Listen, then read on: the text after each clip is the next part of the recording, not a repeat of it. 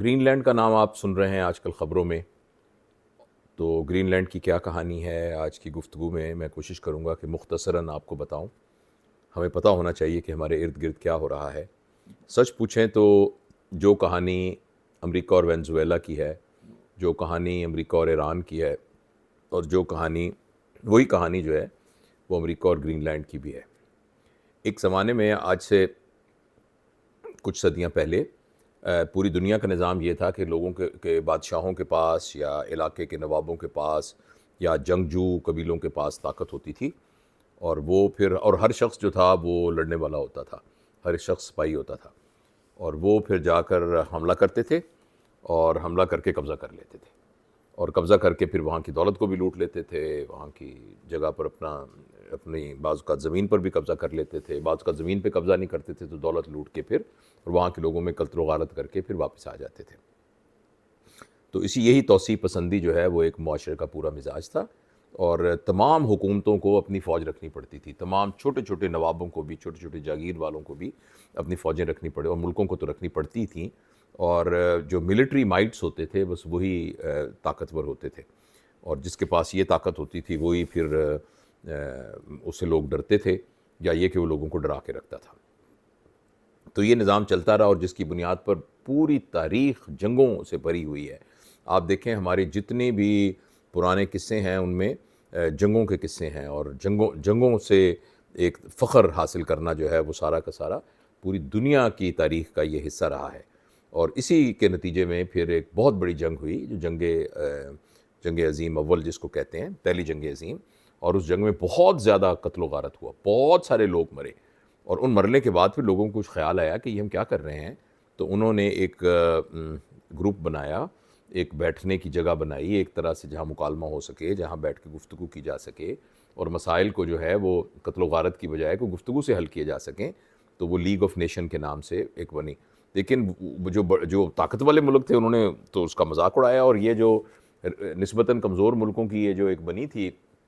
تھوڑی سی ایک یونین، تو وہ نہیں چل سکی. اور اس سے بھی زیادہ خوفناک جنگ ہوئی جو کہ جنگ عظیم دوئم تھی، جس میں پتہ نہیں لاکھوں کروڑوں لوگ جو ہے، اور بے گناہ لوگ اس میں سے اکثر جو ہے وہ سارے کے سارے یعنی ہلاک ہوئے، اور کتنا نقصان ہوا، اور بہت یعنی آج تک اس کے اثرات جو ہیں وہ پوری دنیا محسوس کر رہی ہے. تو اس وقت لوگوں کو پھر کچھ عقل آئی، اور انہوں نے پھر یہ کہا کہ بھئی ہم کچھ اکٹھے ہوں، اور اکٹھے ہو کے انہوں نے اقوام متحدہ بنائی. اب اقوام متحدہ جو ہے وہ اپنا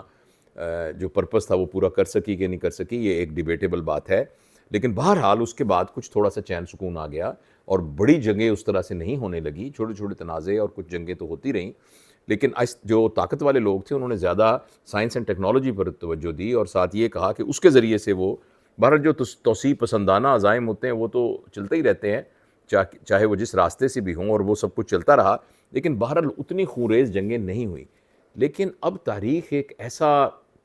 جو قدرتی پروسیس ہے نا،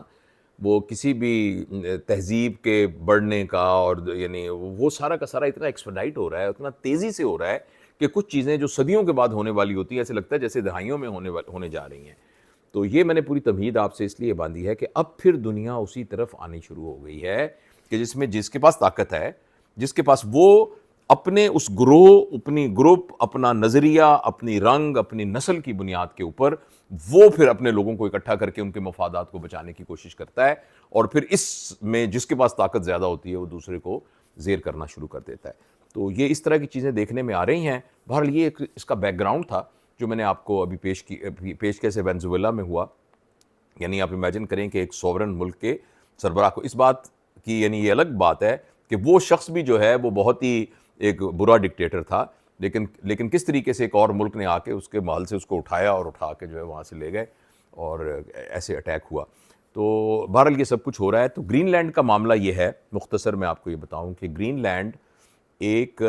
جزیرہ ہے بڑا پرامن، جہاں ایک حکومت ہے، ان کی پارلیمنٹ ہے، مگر ان کے ڈیفنس کا جو معاملہ ہے نا، ان کی حفاظت کا، وہ ڈنمارک کے انڈر ہے. یعنی ڈنمارک، اور یہ بات جو ہے یہ نہیں ہے کہ وہ نیا بنا ہوا ہے، یہ جو ہے یہ اس وقت کے زمانے کا ہے جس زمانے میں ابھی انگلینڈ بھی نہیں بنا تھا. تو امریکہ کے تو بننے کی بات ہے نا، تو امریکہ تو ابھی کل کی بات ہے امریکہ کا بننا. تو یہ امریکہ کے بننے سے بہت پہلے سے ایک خود مختار علاقہ تھا جو اسکینڈینیوین کنٹریز کے ساتھ جس کا تعلق تھا، اور ڈنمارک اس کو ایڈمنسٹر کرتا تھا. تو باقی اس کی اپنی پارلیمنٹ ہے، ان کا اپنا الیکشن ہوتا ہے اور ان کی اپنی حکومت ہے، لیکن ان کا جو ڈیفنس ہے وہ والا معاملہ جو ہے وہ ڈنمارک کے انڈر ہے، اور ڈنمارک اس کو کنٹرول کرتا ہے. اور یہ ملک جو ہے یہ اس کا حصہ ہے، نیٹو کا حصہ ہے، اور جو یورپی یونین ہے ان ساروں کا ایک حصہ ہے، یورپ کا ایک حصہ ہے. اس کی لوکیشن اس طرح سے ہے کہ اگر آپ ناروے کو یعنی انگلینڈ کو دیکھیں تو انگلینڈ کے اوپر اور ناروے کے بھی اوپر ایکچولی اوپر ایک جگہ ہے جو کہ قطب شمالی سے قریب تر ہے بمقابلہ باقی یورپ کے. تو یہ زیادہ ٹھنڈا علاقہ ہے، اور اس کا ایک طرف جو ہے وہ جو ایک منجمد سمندر ہے اس کا وہ حصہ ہے، منجمد سمندر کا ایک حصہ ہے. تو وہ اس علاقے کی کیا اہمیت ہے، اس کو کیوں امریکہ کہتا ہے کہ یہ ہمارا حصہ ہونا چاہیے اور ہمیں اس کو لینا چاہیے؟ وہ اس لیے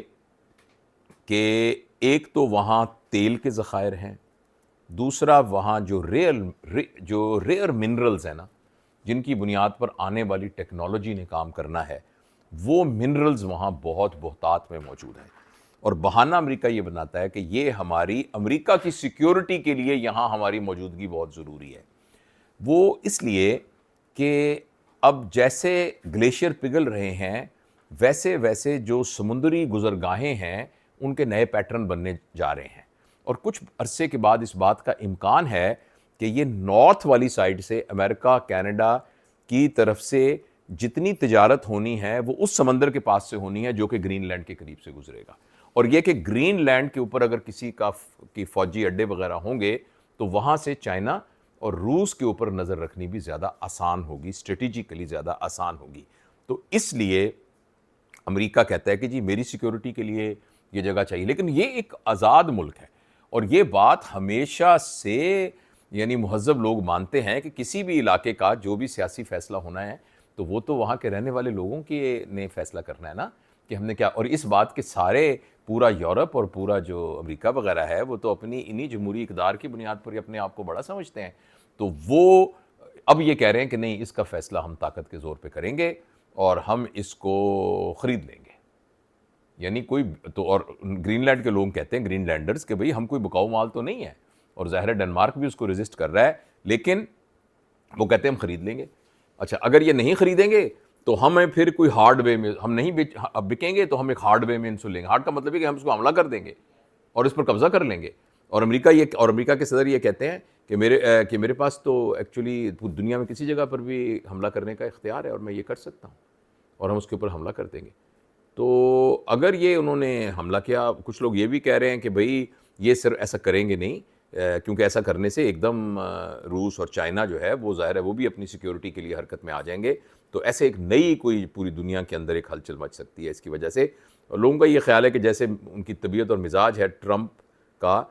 تو کہ وہ نہ صرف پریشر ڈالنے کے لیے اور ایسے ذرا تھوڑا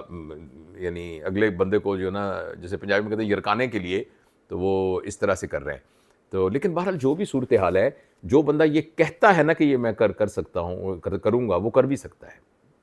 ہم نے آخر ایران میں آ کے حملہ کر ہی دیا تھا نا. غزہ میں اتنے سارے بچے جو ہیں وہ پوری دنیا کہہ رہی ہے کہ ظلم ہو رہا ہے، اس کے باوجود مر ہی رہے ہیں نا سارے کے سارے، اور یعنی شہادت ہو رہی ہے ان کی. اسی طریقے سے وینزویلا پہ ایک دم حملہ کر کے قبضہ کر ہی لیا نا. پاناما نہر کے بارے میں اس کا خیال ہے کہ یہ ہم نے اس پہ قبضہ کر لینا ہے. اور اسی طرح کیوبا کے بارے میں یہ ہے کہ کیوبا ہم سے جلدی سے معاہدہ کرے ورنہ بہت برا ہوگا اس کے ساتھ. تو یہ ہے صورتحال گرین لینڈ کی، اور بڑی ایک طرح سے لیکوڈ سچویشن ہے اور فلوئڈ سچویشن ہے، اور پتہ نہیں امریکہ وہاں اس پہ کیا کرنا جا رہا ہے. ایک اس کا جو دور رس اثرات ہیں وہ یہ ہے کہ پریکٹیکلی جس پرنسپل کے تحت نیٹو قائم ہوا ہے وہ ختم ہو جائے گا. کیونکہ نیٹو میں یہ کہا ہے کہ جتنے ملک ہیں نا یورپی یونین کے اندر، اس میں کسی کے ایک پر حملہ ہوگا تو وہ سب پر حملہ تصور کیا جائے گا. تو یہ اب دیکھیں نا، اسی طرح سے اگر فرض کریں جو نیٹو میں شامل ملک نہیں ہے یوکرائن، اس کی مدد کے لیے سارا نیٹو اکٹھا ہے اور یورپ اکٹھا ہے، تو وہ جو نیٹو کا اپنا یعنی ملک ہے جو کہ اس کی اپنی الائنس میں ہے، تو اس کے لیے اس لیے کہ امریکہ نے حملہ کیا ہے، اگر یہ چپ رہ گئے تو پھر نیٹو تو پریکٹیکلی ختم ہو جائے گی. اور پھر یہ کہ یورپ اس کے اوپر کیا ریئیکٹ کرے گا، اور کیا امریکہ یہ افورڈ کرتا ہے کہ یورپ سے اپنی ساری ٹائز کو یعنی بریک کر لے، اور بریک کر کے یا کم از کم یہ ہے کہ وہ جو فرینڈلی سٹانس ہے وہ ختم ہو کے ان کا جو ہے وہ ایک نیوٹرل یا اس سے بھی کم درجے پر ایک طرح کا اپوزٹ ان کے ریلیشن شپ بن جائیں، تو یہ کیا امریکہ برداشت کرے گا؟ یا وہ طاقت کے زوم پہ یہ سمجھتا ہے کہ کوئی بات نہیں، اگر یورپ بھی ہمارے سامنے ہو تو ہمیں کس کی پرواہ ہے یورپ کی، وہ یہ سٹانس کرے گا۔ لیکن میں ایک بہت ہی عاجزی کے ساتھ اور اپنے محدود علم کے ساتھ، لیکن میں بہرحال اس کا اسٹوڈنٹ تو ہوں، ان تمام چیزوں کو ایک سیکھنے کی کوشش کرتا ہوں۔ تاریخ البتہ یہ کہتی ہے کہ جب نشے میں، جب طاقت کے نشے میں کچھ لوگ بہت زیادہ بڑھ جاتے ہیں تو پھر ان کے اپنے ہی اقدامات کے اندر سے کچھ ایسی باتیں نکلتی ہیں کہ جو ان کا اینٹی ڈوٹ بننا شروع ہو جاتی ہیں، اور وہ پھر ان کے اندر ایک توڑ پھوڑ ہونا شروع ہو جاتی ہے۔ تو بہرحال یہ ہے گرین لینڈ کی پوری کہانی جو میں آپ کو سنانا چاہتا تھا۔